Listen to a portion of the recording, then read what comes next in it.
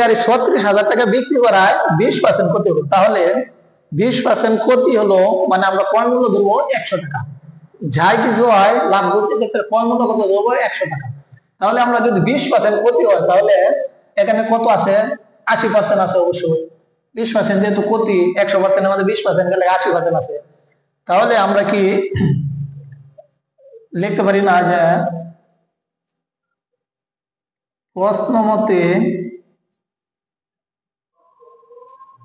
80% সমান 36,000, এটা লিখতে পারি কিনা? 80% যেহেতু আছে 80% সমান 36,000। তাহলে আমরা দেখেন যেহেতু 16% লাভ হতো তাহলে আমরা 1% সমান 1% কম হবে না বেশি হবে?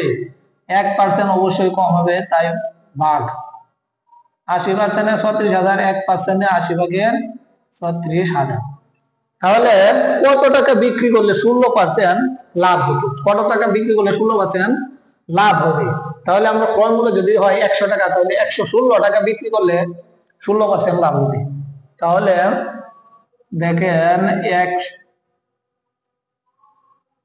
116%, যেহেতু 16% তাহলে আমরা ক্রয় মূল্য 100 ধরবো, তার সাথে 16 যোগ করবো। 116% সমান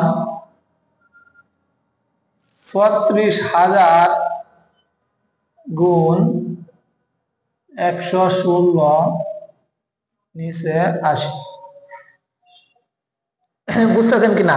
দেখেন যদি একটা কাটাকুটি করি তাহলে 0 কাটা, 8 যদি 4 দিয়ে কাটি তাহলে হচ্ছে 2 আর 3600 4 দিয়ে কাটলে দেখেন সহজে হিসাব।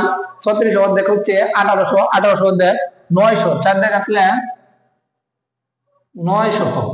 এখন 2 দিয়ে 900 কাটলে 900 অর্ধেক কত? 450। কত পেলাম?